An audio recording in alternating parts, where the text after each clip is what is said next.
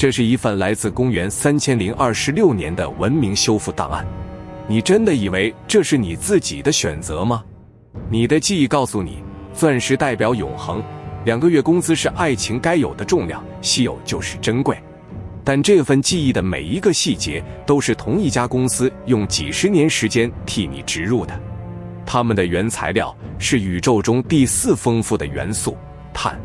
今天档案解封，我们在全球各地的21世纪求偶遗址中反复发现这种晶体，几乎每一次正式的配对仪式，他们称之为订婚，都伴随着这块石头的交换。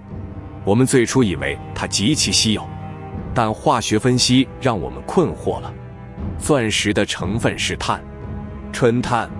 碳是宇宙中第4丰富的元素。你的铅笔芯是碳，空气中有碳，你自己也是碳做的。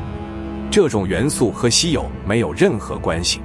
天然钻石在地质意义上也并不稀缺，全球储量丰富，但它的市场价格极高。这两者之间的矛盾让我们寻找了很久，最终我们找到了一个名字 De Beers。1888年，一个叫塞西尔·罗兹的英国殖民者在南非成立了 De Beers 公司，合并了金伯利地区几乎所有的钻石矿。在此后的100年里，这家公司控制了全球80%到85%的毛坯钻石供应。它的做法很简单，大量开采，但只释放少量进入市场，剩下的全部存入金库。一种实际上充裕的矿石被人为的变成了稀缺品，价格由此被推到了远超实际价值的高度。但真正改变一切的不是供应控制，而是1947年的一句广告语。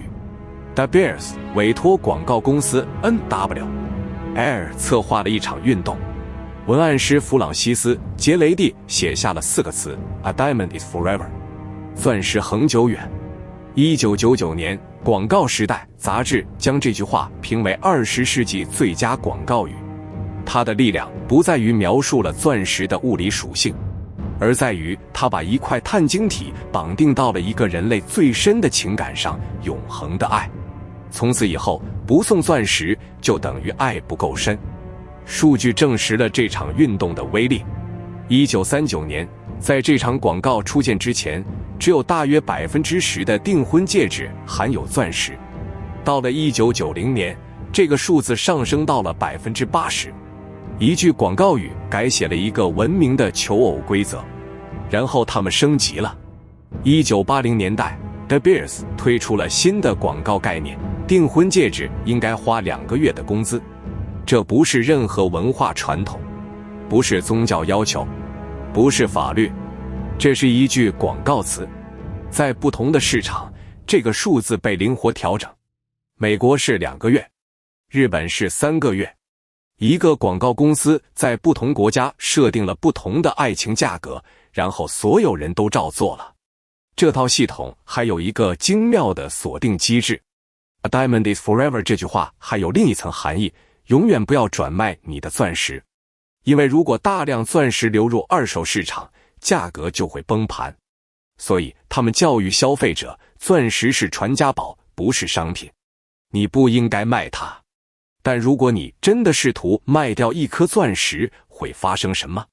我们在交易记录中发现，钻石的转售价格通常只有零售价的25%到50%。你花2个月工资买的石头，转手可能连1个月的都拿不回来。到了21世纪初，技术打破了这个局面的一角。科学家学会了在实验室里制造钻石，用化学气相沉积法或高温高压法。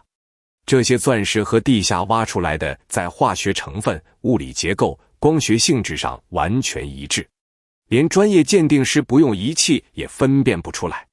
2018年，美国联邦贸易委员会更新了钻石的定义，删除了天然这个限定词，承认实验室钻石就是真正的钻石。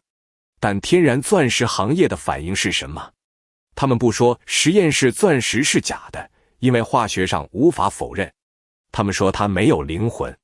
一块在地下经历了10亿年才形成的碳结晶，和一块在实验室3周就长成的碳结晶分子完全相同，但一个有故事，另一个没有意义，价格相差数倍。这个故事还有更黑暗的一面。在非洲多个国家，钻石矿的利润曾直接资助了内战。塞拉利昂、安哥拉、刚果数百万人死于被称为血钻的冲突。2003年，国际社会建立了金伯利进程认证体系，试图阻止血钻进入市场，但这个体系被广泛批评为漏洞百出。1000年后回头看，钻石可能是人类历史上最成功的营销案例。一家公司垄断了一种并不稀缺的矿石，用一句广告语绑定了人类最深的情感，用几个月工资给爱情标了价，用永恒阻止你转售，用天然贬低科学，用传统包装了一个只有几十年历史的发明。